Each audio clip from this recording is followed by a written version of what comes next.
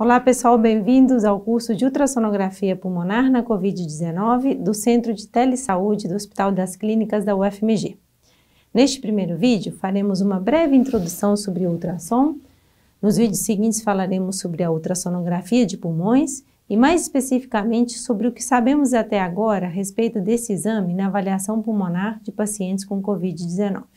Nessa aula, vamos falar do funcionamento básico dos equipamentos de ultrassom, mostrar alguns modelos utilizados na rotina das emergências e UTIs, assim como falar de alguns componentes importantes dos aparelhos, mais especificamente dos transdutores.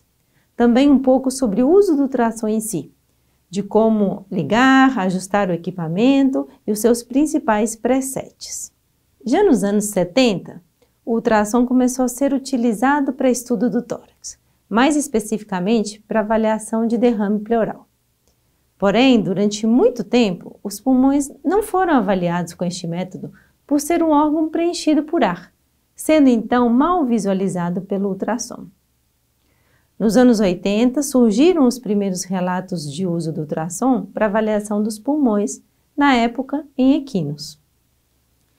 Mas foi um pesquisador francês, Daniel Lichtenstein, que revolucionou a ultrassonografia pulmonar quando descreveu que alterações nos artefatos gerados pela linha pleural poderiam estar relacionados com doenças pleurais hiparenquimatosas. O princípio de funcionamento do aparelho de ultrassom é a emissão de ondas sonoras através dos transdutores que contêm um material piezoelétrico, os chamados cristais. Esses cristais possuem a capacidade de se expandir e contrair rapidamente ao receber as ondas sonoras, gerando um impulso elétrico. Assim, as ondas sonoras se propagam pelos tecidos, que possuem diferentes propriedades físicas. O som, então, retorna ao transdutor e, através dos cristais, envia o sinal captado ao processador, gerando uma imagem em diferentes escalas de cinza. A ultrassonografia ela vem sendo incorporada de forma crescente à rotina das unidades de emergências e das UTIs. As opções de equipamentos utilizados nesses ambientes são muito variadas, sendo mais comum os aparelhos de fácil transporte. Nos últimos anos surgiram aparelhos portáteis com desenhos cada vez menores e mais amigáveis, inclusive acopláveis a smartphones.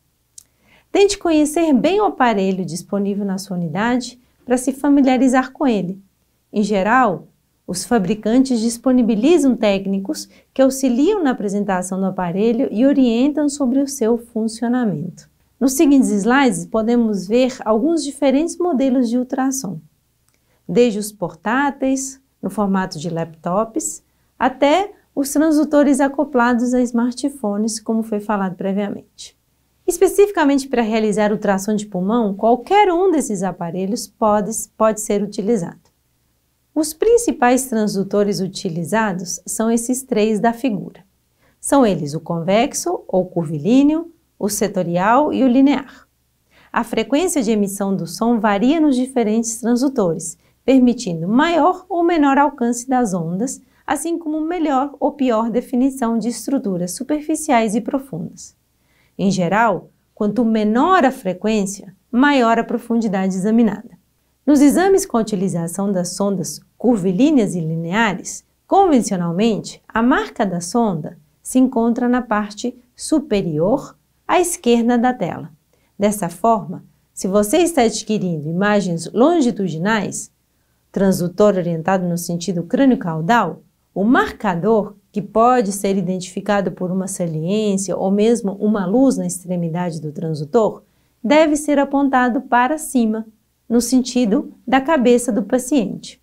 No caso de imagens transversais, a marca do transdutor deve ser orientada para a direita do paciente, aparecendo então à esquerda da tela. Já o coração é mais comumente avaliado com o marcador voltado para a direita da tela. Como veremos no próximo vídeo sobre o exame dos pulmões, o transdutor deve estar posicionado primeiramente de forma longitudinal e posteriormente na posição transversal, permitindo visualizar maior extensão da linha pleural. A sonda curvilínea tem uma frequência em torno de 2 a 5 MHz, alcançando profundidades então de até 30 centímetros.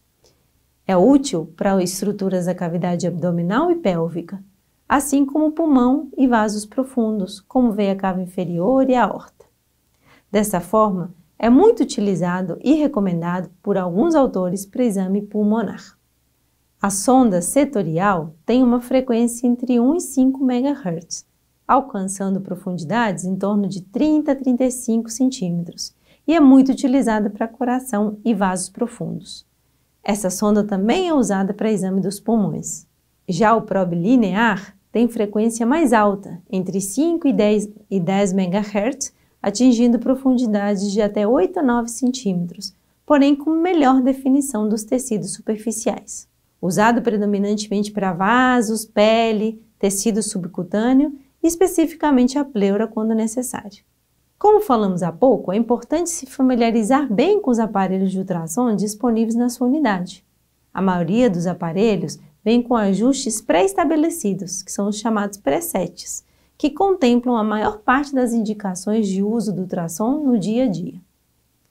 Após ter escolhido o preset adequado, ajustes finos devem ser feitos para otimizar a imagem. Por fim, a função zoom permite amplificar a estrutura de interesse, objeto daquele estudo, e o foco permite melhorar a resolução da imagem estudada. O ganho ajusta os ecos que retornam o transdutor. Com o ganho adequado, o líquido aparecerá preto, anecoico, e os tecidos sólidos de uma coloração entre cinza e branco, hipoecoico, isoecoico e hiperecoico. O ajuste da profundidade tem como objetivo situar a imagem de interesse no centro da tela.